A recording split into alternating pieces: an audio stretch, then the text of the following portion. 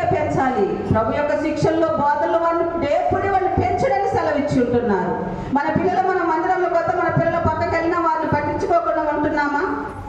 యెహోవా యందు భయభక్తులుగా నిలిచి కొనియాడబడిన అన్నప్పుడు, తన పిల్లలు తను పొగుడుతారు అన్నప్పుడు, మన పిల్లలు మన ఎప్పుడు పొగుడుతారు? ఏదైనా మంచి కారు కొనిచ్చినప్పుడా, సెల్ కొనిచ్చినప్పుడా, లేకపోతే వాళ్ళకి కావాల్సింది అందించినప్పుడా? అది కాదండి.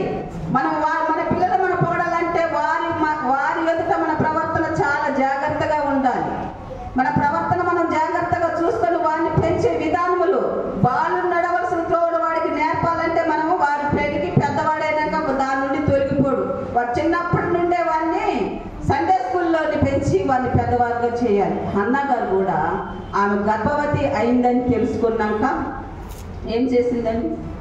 ఆమె మళ్ళీ యెహోవా సన్నిధికి వెళ్ళలే. తన కుమారుడిని పెంచి పెద్దవాడిని చేసి పాలు మరిపించినాకే ఆమె యెహోవా సన్నిధికి వెళ్ళి తన కుమారుని అక్కడ విడిచిపెట్టి వచ్చింది. అవునా కాదా? ఆమె అనుకున్న మాటని చెల్లించిందా లేదా? చెల్లించింది కదా. మరి మనం అనుకున్న మాటలు ఎంతవరకు చెల్లిస్తున్నాం? అయ్యగారు మంచి చెప్తున్నా, అయ్యగారు మంచి అంటే మాకు చెడు చెప్తున్నట్టే అయ్యగారు అంత చెడ్డోడే లేదా? అమ్మగారు మంచి చెప్తారు మంచి అంటారు, లేకపోతే అసలు పోయినాక అమ్మగారు అంతా అనేసి అంటాం. అవునా కాదా? మనసులు హృదయాలు దేవుడు తెలుసండి. కానీ అన్ని చెప్తే బాగోదు, ఎందుకంటే వారి హృదయం గాయపడతా ఉంటుంది. వాక్యము రెండంచులు కలిగిన ఖడ్గము, అది ఎటుపోయి నడుచుకుంటుందో మనకు తెలియదు. అది ఏ యొక్క మూలికలలో దూరుద్దో మనకు తెలియదు. మన శరీరాన్ని విభజించి పాలిస్తూ ఉంటుంది. వాక్యము మనకి దాన్ని మనదే.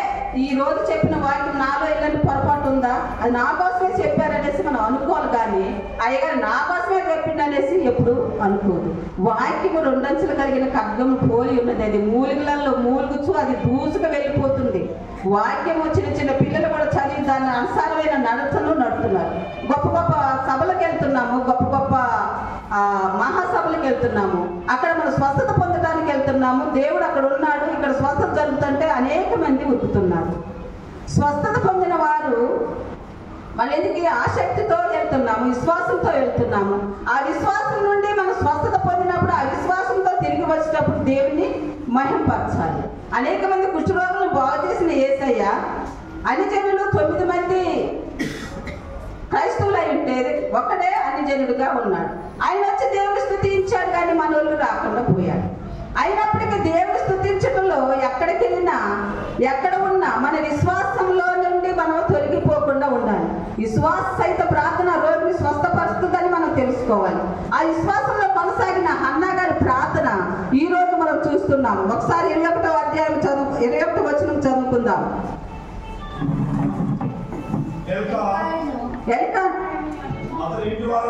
అతని ఇంటి వారందరూ 21వ వచనం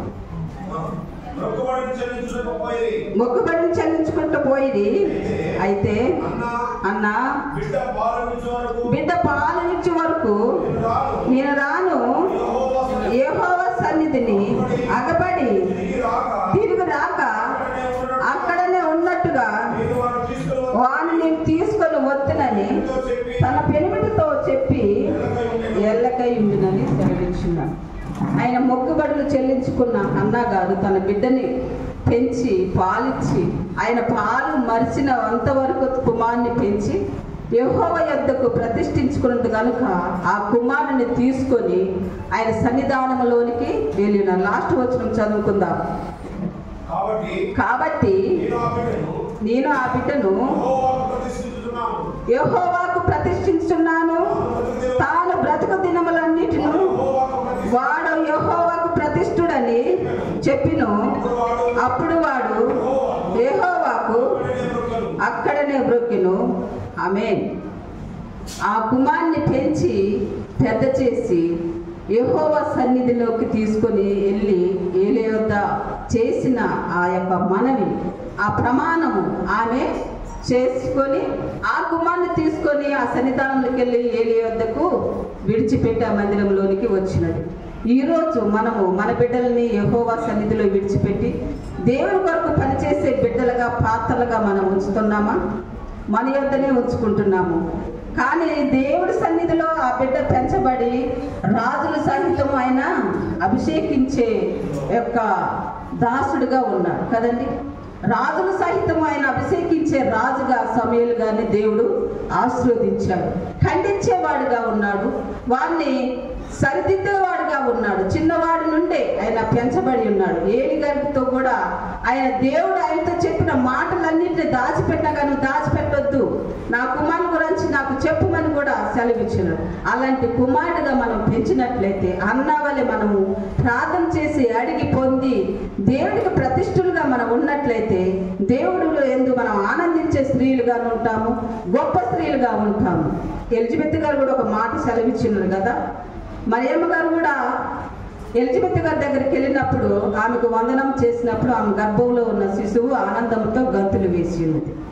ఆమె కూడా గొడ్రాలే ఎలిజబెత్ గారు. శారా గారు ఉన్నారు, వృద్ధాప్య దశలో వాళ్ళు పిల్లల్ని కన్నారు. అంటే భర్త ద్వారా కాదండి, పరిశుద్ధాత్మ ద్వారా వారు పిల్లల్ని కని ఉన్నారు. కానీ వారి బిడ్డలను కనినప్పుడు వారి యొక్క గర్భంలో ఉన్నప్పుడు ఆ శిశువు గంతులు వేసి ఉన్నది. మనము కూడా ఒక ప్రభువు మాట విన్నప్పుడు మనలో హృదయము కదిలించబడే వారముగా ఉండాలని ఆశతో ఎదురు చూస్తున్నాం. ఈ చిన్న వాక్యం దేవుడు దీవించును గాక. చిన్న ప్రార్థన చేసుకొని ముగించుకుందాం. పరిశుద్ధుడా, ప్రేమగల రాజా, దయగల మా తండ్రి, ఈ యొక్క మధ్యాహ్న కాల సమయంలో ప్రభువా నీ బిడ్డలతో మీరే మాట్లాడి ఉన్నారని నేను నమ్ముచున్నాను.